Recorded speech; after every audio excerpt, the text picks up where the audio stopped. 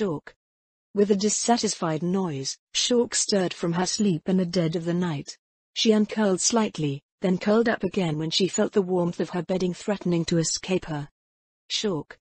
She opened a sleepy eye, searching for the source of the familiar voice. It sounded like Soraka, but, as far as she knew, he was far to the west helping to fight the undead. "Go away," she murmured as her eye closed again. "I don't want any dreams about you." Shawk. Mahaya. Shawk started at the shout, fur standing on end as she leapt out of her alcove. Too close. "You're not a bad guy, but I don't see you like that. What in the world are you talking about?" She looked around for Soraka. He was so huge that it should have been impossible not to notice him in the confines of her home. "I don't see you. I'm not there with you. I'm using a skill to speak with you from a ship sailing on the Cerulean Way." "The Cerulean Way? Does that mean you've already driven the undead all the way across the Draconic Kingdom?" It sounded like the counteroffensive against the undead was going well. From what she could recall, Master Leeds and the other humans in the clanhold lived over 100 kilometers from the sea, so the undead had been driven back over twice that distance. If only that were the case. "I must regretfully inform you that Roland Gork's coalition army was unable to stop the undead advance. The surviving forces have likely retreated to form defensive lines along the border ranges." Shawk rubbed the sleep out of her eyes, trying to make sense of his statement. The warrior clans had sent an army of hundreds of thousands, so how could it be that they were defeated at all, never mind so quickly? "What happened?" she asked. "You sounded so confident when you left the city." "We encountered something far more powerful than any Death Knight or Elder Lich. Additionally, there were certain alarming behaviors displayed by the undead. I'm afraid we are witnessing the advent of one of the great calamities that occur every century." Wait, you mean like the demon gods? What are we going to do?" "Shawk?" Her father's voice came from another chamber. "Who are you speaking with?"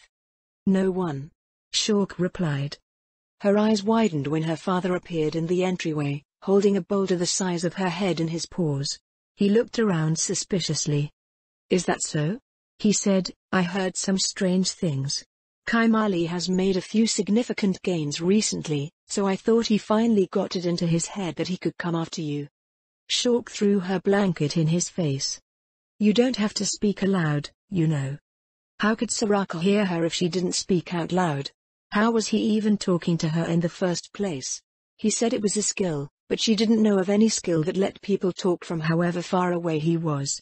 What was the point of having runners if people could do that instead? Shawk slipped out of her home, just in case she couldn't figure it out.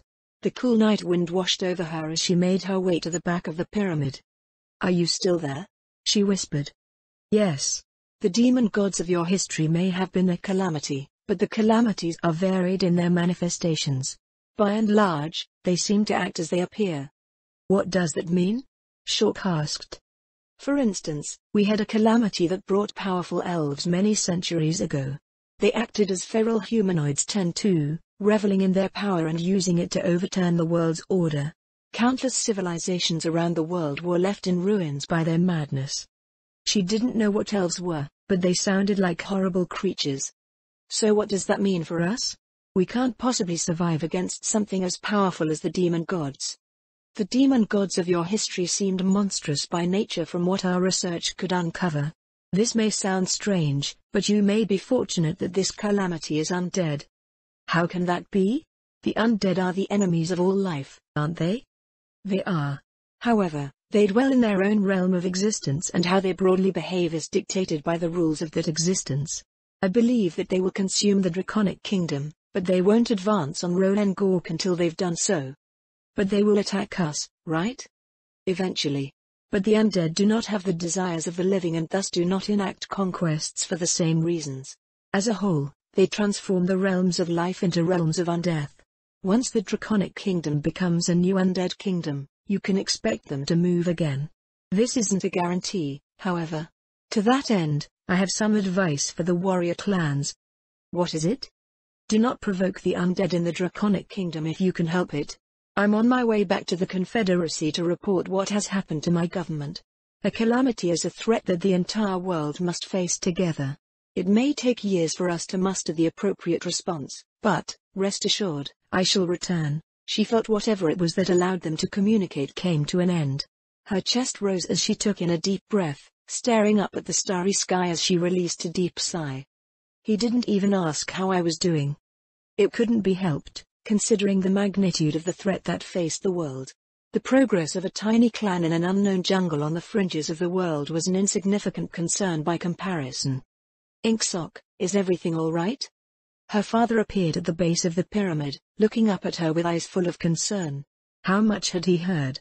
Was there even any point in letting everyone know? For the first time, she thought she could sympathize with the way that the warrior clans did things. It looks like we'll be sending that gift to Nakiera sooner rather than later, she replied. I need to send a message along with it. A message? What happened? Things in the Draconic Kingdom didn't go as well as everyone hoped, Shulk said.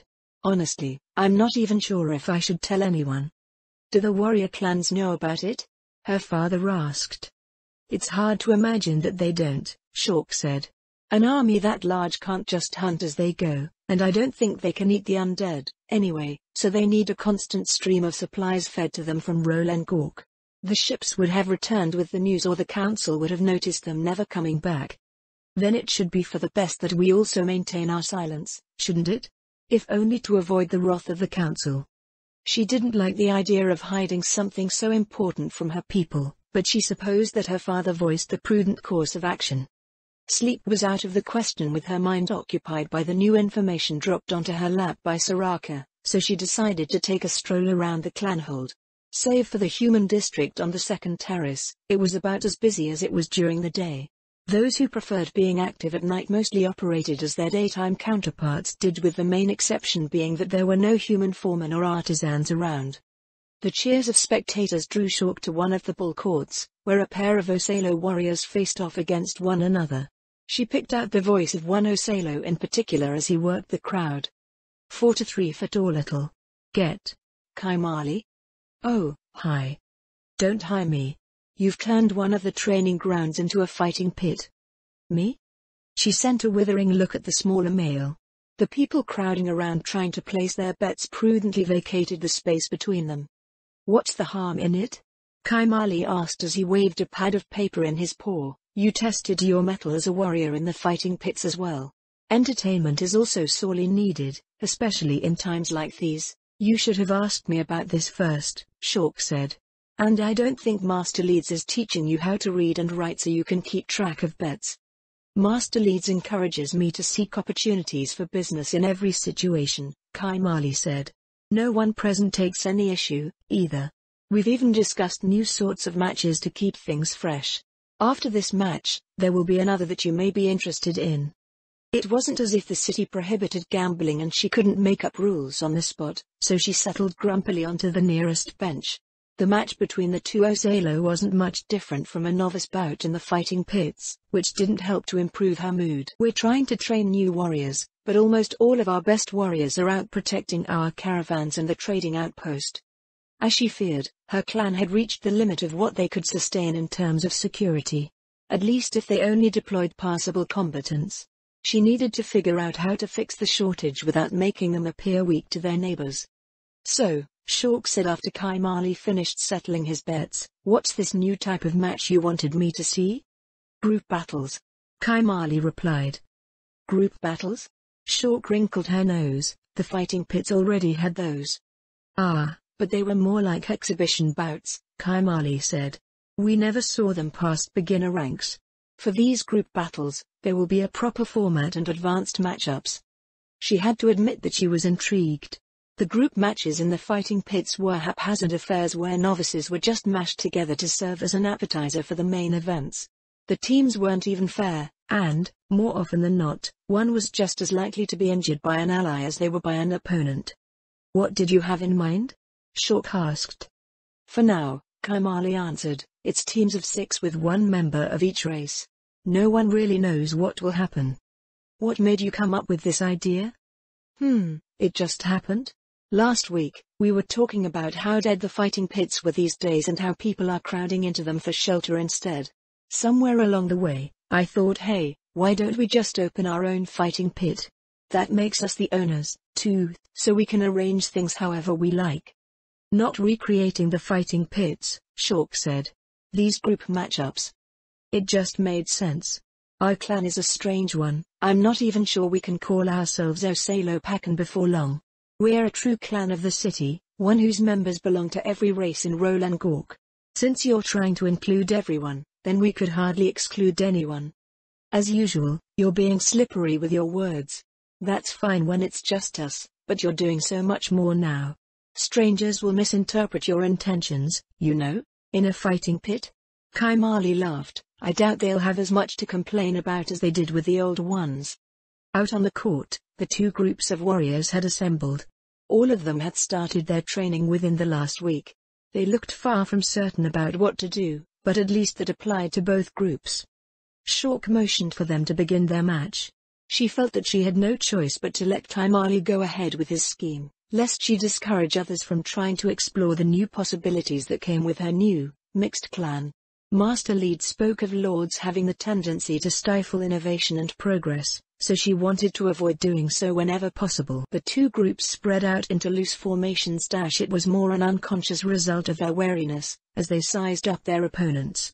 Shulk wondered how long it would go on for, especially since the novice Felid Beastman warriors would experience a great deal of confusion facing multiple targets. Eventually, the Lup and Gao in each group paired up. She should have expected that. Each pair went to the flanks, rushing the unfortunate warrior closest to them. On one side, Akon was bowled over while she was still paralyzed with indecision. On the other, the Osalo being targeted managed to snap out of his indecision and sprinted away. Laughter rose around the court as sheer chaos broke out. This is crazy. Zijali had a massive advantage against us.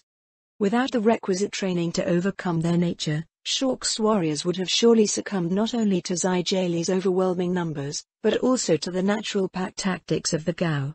Osalopakan was still a long way off from being a true warrior clan. The Narendurma on both sides lunged, grappling with one another in a contest of raw strength while the Gao and Lup pairs moved to sweep up their remaining loose opponents. Roars from the crowd encouraged the match's conclusion, then fell still as one of the Irma seemed to lose all of his strength and fell over. He came back, Shulk said. Behind the Irma was the Osalo who had been chased away at the beginning of the match. Sneaking back once everyone's attention was drawn to other parts of the fight, he landed a surprise attack on the preoccupied Irma, instantly felling him. In the shocked silence, he pivoted to get the opposing group's Na, as well. The cheers resumed as the sudden victory sunk in. In the confusion of the group match, one of the basics of battle had been disregarded: never let an Osalo get behind you. Naturally, the mostly Osalo crowd loved it. No, that one Lup Gao pair purposely targeted the opponent's Osalo for the same reason. In a battle like this, it's easier for everyone to play according to their advantages. Make sure you have mystics available whenever these matches happen, Shulk told Kaimali. I don't want any injuries interfering with their regular work. A cut of the fighting pit's proceeds should go to pay them, as well. The competitors, or the mystics? Both. Shulk flicked her rear as Kaimali put on a dismayed expression. The measures had probably washed away most of his profits. What in the names of all the hells is going on here? The groggy voice of Master Lead sounded from behind her. Shulk turned to find the rare sight of the guildmaster out of his uniform. Kaimali started a fighting pit, Shulk said. Did you come out to watch? No, we thought a war had broken out, Master Leeds yawned. Do you plan on doing this every night? Sorry, Shulk lowered her ears. I'll have the move somewhere that won't disturb you.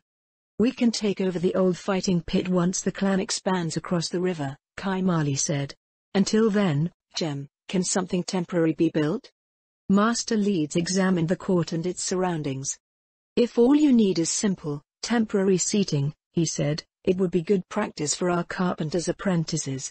They'll have to be paid for their labor and materials, of course. Kaimali turned a pleading look at Shulk. The fighting pit is useful for the clan, right? Right? If the clan builds the fighting pit, Shulk said, then it's the clan's operation. A quiet sigh left Kaimali. Shulk brought Master Leeds away from the court and back toward the human section of the second terrace. Dozens of them were standing outside of their homes, but they returned to bed as soon as they learned what the noise had been all about. Master Leeds, she asked, How long will it be until our shipment of equipment for Narkira is ready? I was under the impression that we weren't in a hurry to get it done, the guildmaster answered. Our leather workers have been busy making equipment for Osalopakan's forces, and we've been setting aside 1 in 5 for Narkira. Did something happen that requires we send the shipment sooner? Shulk examined the human as he walked alongside her. Was it prudent to let him know about what happened in the Draconic Kingdom?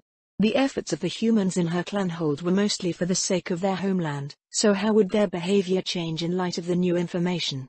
If her people were no longer trying to rid the Draconic Kingdom of the undead, would the humans stop putting so much effort into building up Osalopakan? No, I can't hide this from them. They made it clear that their loyalties still lie with their queen. The longer I keep this from them, the worse the reaction will be when they finally find out.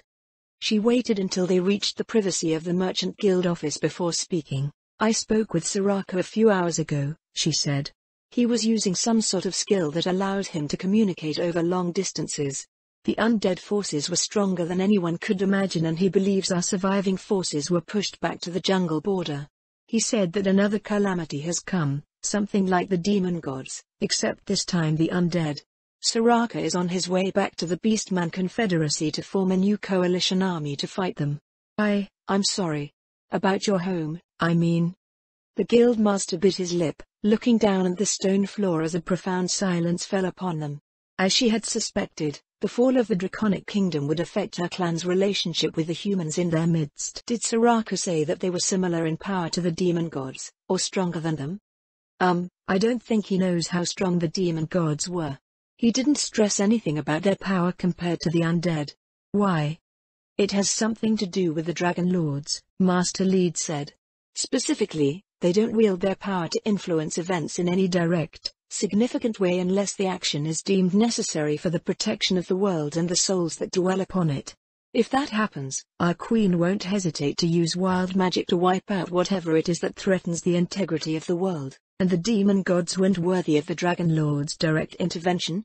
Shulk's tail lashed back and forth behind her. Apparently not. And they were right, though many may resent them for allowing events to play out as they did. The demon gods lay waste to much of the region, including the Draconic Kingdom and Rolengork, but the 13 heroes eventually rose up to defeat them. Shulk couldn't wrap her head around that. If someone had the power to help, then they should help. Instead, the Dragon Lords seemed content to see entire civilizations burn and countless millions die. Anyway, Master Lead said, if you want us to get that shipment ready faster, just give us the word. Really? Shulk blinked. So nothing's changed even with the fall of the Draconic Kingdom? I'm not convinced that it's the end of the Draconic Kingdom yet, the Guildmaster said. But, since you framed it that way, I have a request for the Council. The Council? What is it? Since they're fighting the undead, the warrior clans may have brought some of the Draconic Kingdom's citizens back with them during their retreat. I'd like for them to be delivered to us. We've made a comfortable place for our countryfolk here, and I'm sure they'll appreciate being back with their fellow citizens. I can't promise that they'd agree to that, Shulk said, but I can include it in the message. That's all I ask, Inksock. When dawn arrived, Shulk called the elders together to discuss what she had learned and what they could do about it. Her court, however, took the news with far less fortitude than she expected. We're doomed, one of them moaned, holding her head in her paws. The council sent hundreds of thousands of warriors, and they were still defeated. What can we do against that? Have all of the strides we've made for the clan in vain? Another asked. What's the point in trying to build a civilization if unfeeling monsters can just come around every century to ruin everything? Shulk wanted to whimper as the wave of negativity washed over her. Would all of her people react the same way? Undead in the west, another elder said, dragons in the east. Savage tribes taking over the north. Even our great mother, Vila, has unleashed her wrath upon us. The world itself has abandoned Rolengork. No heroes to save them, no legends to adore. Born from the ashes of a people forlorn. Mitra's haunting, sorrowful strain echoed from the recesses of Shulk's mind. Was this to be their fate? To be cursed to isolation and subjected to the savage whims of the world? Shulk's gaze went past the panicking figures of the elders to the freshly refurbished terraces beyond. The restoration of her clanhold wasn't solely due to the work of her clan. Her eyes went back to the mass of self-pity littering her court. "Shut up!" she roared. The elders shut up. "What's the point in making all of that useless noise?" Shulk told them. "Are you going to just wither and die on the spot now? Actually, please go ahead and do that right away if you're going to. I'm already sick of your wailing." But what can we do?" "We live." Shulk replied. "You speak as if our lives have already ended, but that couldn't be further from the truth. Rolengork has been tasked to hold back a great calamity while the world rallies to our cause. We fight the undead, which means we are fighting for life itself. What will the armies of the world say if they arrive and see that we fell to despair and self-pity?" Silence answered her, but it wasn't the only answer. Something in her court had stirred at her words. Was it shame, or was it indignation? Either way, she had no more words to waste on the topic. "Master leads." "Yes, Inksock. We can no longer afford to be slow and methodical. Open up recruitment for apprentice artisans and laborers to the parts of the city that we gain control over. Finish the new shipyard as quickly as possible and rebuild the harbor to account for the floodwaters. I want the river trade redirected to Asalopakan as quickly as possible." "What about the rest of the city?" "Our clan will redistribute supplies to Khorstorofi Karal. I'll speak with the gangs while we get everything done. Hopefully, they'll see reason and submit to me as their new lord." "And if they don't?" Potley asked. "Then they'll be starved and crushed," Shulk answered. "Rolengork cannot afford their kind running free, bleeding their own people dry. To that end, every trading post will also serve as a recruitment and training center for new warriors.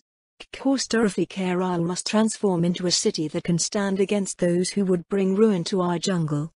"Things are about to get crazy, I guess," Master Lead said. "Do you have any other orders for us, Inksock?" Shulk looked up to the brightening morning skies. There was one other thing that she was unsure about, but they had to try. "We need messengers," she said. "We need to warn the world of the advent of this calamity. The Yorgulans, the Great Loot, the Red Dragons of the Southwest and even the savage tribes of the Wallspine. Rolengork must hold against the coming darkness, but we do not have to do it alone.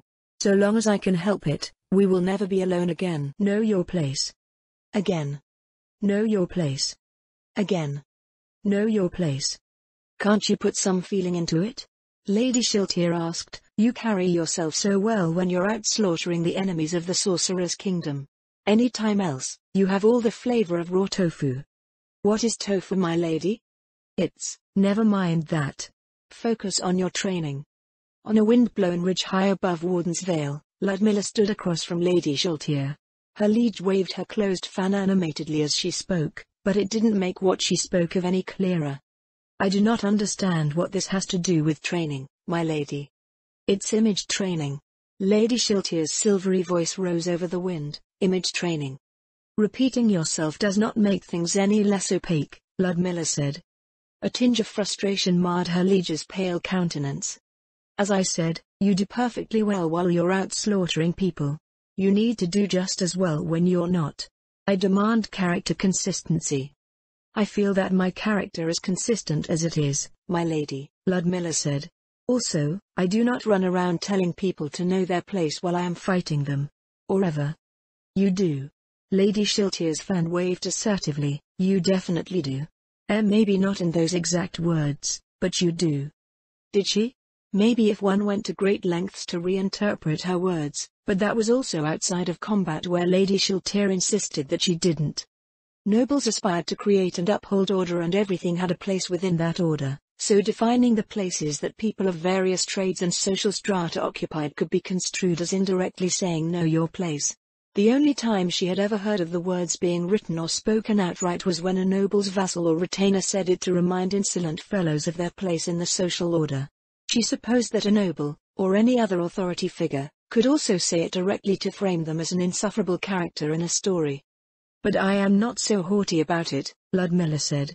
"Haughtiness is supposed to be your department. If there was a department of haughtiness, Lady Shiltir would be its minister. Most people wouldn't be able to pull it off without offending everyone that they came across, but her liege somehow only earned the respect of the public by being the very personification of pompous pride. In private, everyone close to her treated it as an endearing characteristic, most of the time. Lady Aura seemed to make it a point to charisma break her cousin at every available opportunity. It suits you, as well. The fan continued in its insistence, and it won't be the same thing. Your unyielding pride is fashioned differently from mine. Ludmilla's eyes went down to her glaive. How was this in any way related to combat training? As far as she knew, only adventurers engaged in such theatrics during real battles. My lady, could you at least tell me what tangible benefits come from such an exercise? The fan stopped. Lady Sheltier's crimson gaze pointedly shifted away. You have some ulterior motive for this, don't you? Whatever do you mean? It isn't as if I'm trying to mold you into a certain type of character for my harem. This isn't a gouge. Ludmilla didn't know what a gouge was, but, knowing Lady Sheltier, she was using unknown terminology to avoid explaining exactly what she was up to. So what type of character am I supposed to be? Ludmilla asked. You are supposed to be no. Why you're not tricking me into revealing my true intentions. How dare you use job class skills on your liege? Know your place. Is that what it is supposed to sound like? No, like I said, your pride is built differently from mine. You should combat training. Let's do this. I suppose that's one way to get things started. Ludmilla gripped her glaive and settled into a neutral stance, examining Lady Sheltier. Her stature was that of an adolescent human girl and, if it were a contest between two regular people, their difference in height and mass between them would have spelled an overwhelming advantage in Ludmilla's favor. Unfortunately, size differences meant less and less as differences in levels grew. In terms of equipment, Ludmilla was fully adorned for combat. Lady Sheltier, on the other hand, was in her customary black ballroom gown, which included a half bonnet with lace trim, black silken gloves, and a pair of black dress shoes. Her only apparent armament was the black ribbed fan in her right hand, but she had adequately proven in the past that she could parry blows from Ludmilla's glaive with nothing but the fingernail of her left pinky. Ludmilla had grown significantly stronger since then, even after dying in the Draconic Kingdom, but her liege was so strong that it was impossible to tell how much further she had to go to pose a real threat to her. Yet, this is exactly what I'm looking for. The Nar she had encountered in the Draconic Kingdom was also so strong that she couldn't figure out the difference between them. She had to be able to hold her ground against such beings before future conflicts abroad erupted. Expecting one of the Sorcerer King's powerful vassals to make up for her shortcomings was unacceptable, yet it had already happened 3 times before. She considered several lines of attack before discarding most of them out of hand. Lady Sheltier already outclassed her in agility. Trying to do anything complicated would slow down Ludmilla's strike and make it laughably easy to defend against. Reaching her target before an adequate defense could be conducted was her only feasible option. With height came reach, which was perhaps her only advantage over Lady Sheltier in open combat. Assuming that her liege intended to fight barehanded, or at the most with her fan, an attack below Lady Sheltier's knees would force the vampire to lower her posture so she could enact a parry. That would effectively add milliseconds to her reaction time, easing the slim threshold Ludmilla needed to get past her opponent's guard. Her course of action decided, Ludmilla lowered her center of gravity slightly, preparing to explode into a lightning-fast lunge. She activated Greater Ability Boost, Wind Stride and Limit Break before launching herself forward and activating Flow Acceleration. In the split second it took to close the gap between herself and Lady Sheltier, she imbued a piercing strike with negative energy and accelerated the attack with an as-yet-to-be-named martial art. Umbral Thorn. Her lunge came in faster than anyone below Mithril rank could likely register. Then, her glaive was ripped out of her hands as Lady Sheltier lifted her skirt to stomp on the weapon's haft. Ludmilla didn't pause to think about what had just happened. She reached down to recover her glaive, only to have Lady Sheltier grab her by the wrist. A wrenching force pulled her to the side. Ludmilla took 2 steps to regain her footing and realign herself against her opponent, only to see her dismembered arm coming in to club her across the head. The world spun endlessly as she was sent careening into the air. An indescribable sensation filled her as she fought to steady herself. I am just ahead now, aren't I? Lady Sheltier had used Ludmilla's arm to swat her head clean off of her shoulders, yet she could still feel her body far below somewhere. Her efforts to stop the spinning had led to the rest of her losing balance and falling to the ground. Minus her arm. She could still feel Lady Sheltier's cool hand gripping her wrist. Ludmilla's head reached the apex of its long arc. A long sigh somehow left her lips despite not having attached lungs to drive her breath. After tumbling through the air for several more seconds, she discerned that she would land somewhere in one of the ravines below the ridge. She got a faceful of conifer needles as her head fell into the trees before bouncing off of a boulder. It wasn't as bad as she thought it might have been. Was it her ability to mitigate damage from falling? Or was it just the protection of her helmet? Maybe the boulder couldn't get past her damage reduction. Or maybe it is all three? She bounced a dozen more times before landing in a rushing creek. Its current pushed her further down the slope, sending her over the steps of a towering cascade. Thankfully, she landed in the pool below and settled against some half-submerged stones. She wasn't sure what she would say if her subjects spotted her bobbing down the Katza River. Did heads even float? Unable to move, all she could do was consider her predicament. The undead were immune to critical hits, so conventionally fatal blows such as being stabbed in the heart or, in Ludmilla's case, losing her head wouldn't kill her unless the attack also happened to deplete the force animating her physical being. Furthermore, the undead could ignore crippling pain and debilitating blood loss, dragging themselves towards their enemies even if they were cut in half or smashed to a pulp. Of course, as just a head, Ludmilla couldn't do any of that. Furthermore, she could regenerate and she wasn't quite sure how that worked when she was in three pieces. Would her head grow a new body, or would her body grow a new head? Surely not both. Her arm probably wouldn't grow a new Ludmilla. It might be useful in various ways to have copies of herself running around, but something told her that it would be a bad thing that would lead her down bizarre paths. She rolled onto her back and sat upright, feeling decidedly odd in the process. When she tried to stand up, however, something pressed down on her shoulder. Ludmilla went rigid as what felt like a tongue traced around the torn edges of her severed neck. The sensation stopped after a full circuit, replaced by hands that roamed down her torso and midriff. Now, of all times?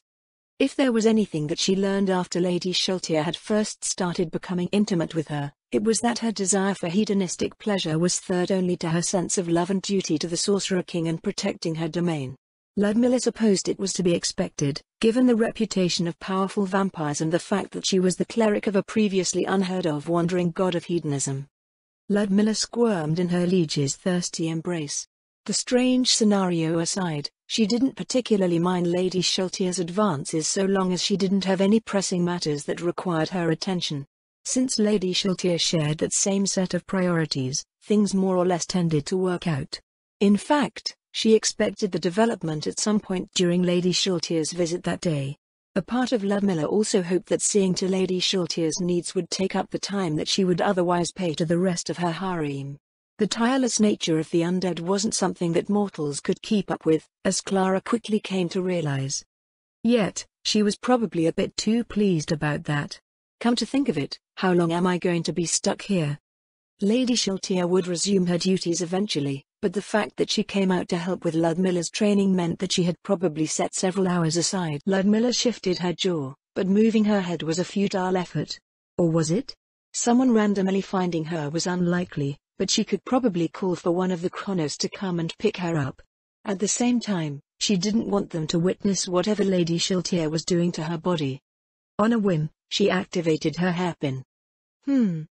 She righted herself as her head cleared the water and floated out of the trees, picking up speed in an attempt to dry her soaked hair. It wasn't long until she returned to the ridge, which resembled the scene of a massacre. Crimson stains painted the rocks for dozens of meters in all directions. In the center of the gory blot upon the landscape was Lady Schultier, who was sitting in a pool of blood up to her waist. She had shed her usual appearance, looking not unlike a lamb pre-fastened to the stump of Ludmilla's neck. Ludmilla's lip curled as she gazed down at her liege from above. "I am not even sure where to begin here," she said. Twin points of crimson light looked up at Ludmilla from the depths of their black sclera. "Hitch hish hoot," Lady Schultier said, then spat out Ludmilla's body. "This is your fault. You wouldn't stop bleeding." "How can you even blame someone for that?" Ludmilla frowned. "Because you're the one that's bleeding." Blood pulsed out of Ludmilla's severed neck, washing down her blood-stained armor and adding to the pool on the ground. Lady Shiltir gestured at the sight with her elongated fingers, her long tongue occasionally moving sinuously to lap some of the bright crimson liquid off of Ludmilla's body. The following pulse just as quickly repainted the pure white plates of her armor. "This is only happening because you're regenerating," Lady Shiltir told her, "so stop regenerating." "Is that possible?" "Of course it is. It's as simple as controlling your breathing or blinking. It would be hard to play dead if you endlessly gushed blood over the ground like this. Come to think of it, I had to do that once." "You did? In what situation would someone as powerful as Lady Shiltir need to play dead?" Her imagination couldn't supply the sort of contest that would necessitate such an action. "I did," Lady Shiltir nodded. "It was for a drama. I stabbed myself, and, to keep the wound from closing, I disabled my regeneration." "I see. Wait, you mean I could have done this the entire time while you were feeding on me instead of you digging in constantly like that?" "Yes." "And you purposely neglected to tell me? What's the fun in that?" Lady Shiltir's countless teeth formed into an indescribable grin. "Plus, you'd run out of blood if you didn't regenerate it back." She sent a disgruntled look at Lady Shiltir and her body, but she couldn't figure out what she needed to do to stop her regeneration. She would have to figure it out on her own time. "Is it safe to come down, my lady?" she asked. Lady Shiltir licked her body again. "What do you mean? Do you not go berserk when you get covered in blood like that?" "I did. You were standing there like an endless fountain of blood, so I thought, what a waste. Then it got on me and my blood frenzy kicked in. But, well, you were right there, so this and that happened. Anyway, I was sitting there gorging myself when I realized that you weren't going to stop making a mess of the place, so you ended up in my mouth." Ludmilla floated down to examine her neck, but the holes left by the thousands of needle-sharp teeth in Lady Shiltir's mouth had already healed over. It appeared that Lady Shiltir had reattached her arm, as well. After hovering tentatively over her body for a moment, Ludmilla reached up to grab her head and reattached it to her body. "Am I on straight?" Ludmilla asked. "It doesn't really matter." To prove her point, Lady Shiltir reached up and twisted Ludmilla's head around. Ludmilla immediately twisted it back, tempted to bap her liege on the head. "I should ask Lady Aura whether I am allowed to do that." In private, Lady Shiltir was casual to the extreme unless there was someone present whom she wanted to put on airs around. While it was good to see her act as a young woman around her age normally would, nobles tended to have a flaw on that behavior and Lady Shiltir often fell straight through it without slowing down. So, Lady Shiltir waved her blood-stained gloves as she assumed her usual form. "Did you learn anything?" "The basic principles of combat remain the same no matter how powerful one is," Ludmilla replied. "Also, I am not sure how far you can be trusted with my body." "Oh, you can trust me with it, all right." Lady Shiltir licked her lips. "What principle did you break?" "I overcommitted to an attack," Ludmilla said. "I became obsessed with getting past your defenses. That led to me committing a novice error that was easy to counter." "No matter what you did," Lady Shiltir said as she fixed her bonnet, "I would have stopped it." Did I even need to?" "It looked like a negative energy attack." Ludmilla retrieved her glaive, examining the weapon for signs of damage. "It was," she said, "but just having it connect would count as a confirmation of its worth. I am confident enough with the use of my Iris-type attacks that I have moved on to developing a new series." Sticking with the flowery language, "I see. But why Thorn? That attack looked powerful enough to instantly kill most people. Even someone at a similar level of strength wouldn't be very happy after getting stabbed by it. I settled on Thorn because it is designed for fighting opponents more powerful than myself. The attack is not meant to grievously injure my opponent, though it would be nice if it did, but to get through their defenses to land a debilitating effect. So it's the poisonous sort of Thorn." Lady Shiltir put on a thoughtful look. "How did you come up with it?" She reached into her infinite haversack and withdrew a trooper's towel to clean the drying blood off her. Lady Shiltir and herself. Another glance at her surroundings convinced her that it would be more effective to have the next rainfall wash away the rest.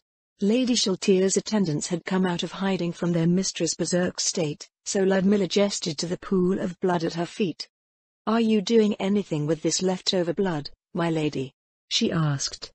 "I've had my fill, so, you girls, clean this up." The vampire brides rushed forward, going to their hands and knees to wholeheartedly partake of their mistress' gift. As usual, Lady Shiltir said with a glimmer in her eye, you are always so considerate of your fellow undead. If anything, Ludmilla replied, I feel that the undead of the Sorceress Kingdom are not shown enough consideration. They may be summons, but they are still each their own person. Anyway, Umbral Thorn was inspired by several things. Most obvious was my need for an attack to use against stronger opponents. Along with it came our observations of how Death Knights were handled by the Beastmen in the Draconic Kingdom. In any situation where levels of offense and defense come close enough that people are not instantly slain or mortally wounded, support can be offered by other parties. I am similarly of the mind that anyone of notable strength will have parties that support them. She felt that it was the obvious conclusion, at least. Even mithril equivalent individuals were far too valuable to simply fling at the enemy without supporting elements. Those in the realm of heroes and beyond would undoubtedly have entire cadres dedicated to their success and survival. It was something that both Riestais and the Empire were strangely backwards about, as they treated powerful individuals as units in themselves and didn't have any practices in place to ensure their survival beyond giving them equipment. This was especially strange for the Empire, which employed clerics in the Imperial Army to support its rank-and-file troops, yet not its highly limited number of champions. Adventurers, too, had support in every party, yet both countries hadn't adopted the idea for their elite forces. The savage beastmen that had invaded the Draconic Kingdom had no qualms about using healers to keep their champions and common soldiery alive, however.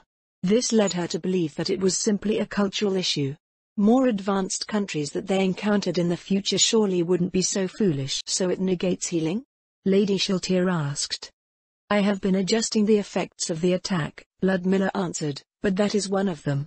You mentioned some time ago that your attacks had a necrotic effect that stopped healing, so I thought I could at least come up with an imitation. But that component of my attacks is from a passive, Lady Shiltir said. Why not do the same? I am still exploring the possibilities, my lady, but I am sure I will figure that one out one day. As far as I know, only Alessia and I incorporate negative energy into our martial arts, and Alessia employs it quite differently from me. Curses and such, right? Right. She incorporates retributive curses to supplement her balanced combat style, which allows her to maintain the initiative more often than not. My combat style, on the other hand, is highly defensive and needs decisive strikes against strong opponents that I cannot whittle down with my usual spearmanship. That being said, Umbral Iris had proven itself a terminally stupid attack. She needed to adjust it to the point where it wouldn't disturb her defensive balance. Having it not result in getting her weapon stomped to the ground or thrown offline would be nice, as well. See? Lady Shiltir raised her delicate chin to point her nose up slightly. Image training is important. You need to solidify your character themes. I still do not agree about that sort of haughtiness suiting me, Ludmilla said. Haughtiness is probably the wrong word, Lady Shiltir told her. As I said, your pride is built differently from mine. You're not a vampire and it doesn't stem from an inborn sense of superiority like many heteromorphs. It's still pride, though. Pride and unwavering conviction in what you stand for. I bet you can pull out all sorts of tricks once you fully embrace that side of yourself. Pull them out from where? Despite her dubious response, she had a feeling that Lady Shiltir was right. The conceptualization of martial arts and various skills and abilities seemed to rely just as much upon one's nature and character as it did any sort of training. She had first learned this from Alessia, then found confirmation in the various paths that the adventurers took. Nothing that they came up with or were working towards ever deviated from what they were, but I still do not want to come off as an insufferable woman. That is very nearly the opposite of how I see myself. Across from Ludmilla, Shiltir unequipped her fan and folded her arms, giving Ludmilla a measuring look. As I thought, Lady Shiltir said, you should really come over. Come over, my lady. To my place. We haven't had an intruder in quite a while. An intruder? She recalled the Sorcerer King granting his permission for her to come and visit, but she didn't think it would be visiting as an intruder. Did that even make sense? So I am coming over, to fight? You don't have to fight, Lady Shiltir told her. I was just saying it might be helpful. Nazarick and its denizens have plenty of character. Oh, speaking of which, there is a fight going on. We're having an internal tournament. Lord Ines wishes to witness the fruits of our training. Everyone's looking forward to the event. Ludmilla pushed down the irrational sense of excitement that rose within her upon hearing that the Sorcerer King would be present. What should I wear, my lady? Ludmilla asked. Wear? Lady Sheltier tilted her head. Just the usual is fine. But I wear that all the time. Ludmilla felt a blush creeping up her neck as the most insolent, knowing smile crept onto her liege's face. She must have brought up the Sorcerer King on purpose. I will have to make time for the visit, Ludmilla said. When is this event scheduled for? Exactly 2 weeks from now, Lady Sheltier replied. The tournament should only last for a day, but you may want to stay for longer. You should be able to visit that Shorty's place, too. She could see Lady Aura and Lord Mayor's territory, as well? It sounded like she would need to set aside much more time than she expected. In that case, my lady, Ludmilla said, I should get back to work right away. I will try to reschedule as much as I can between now and then.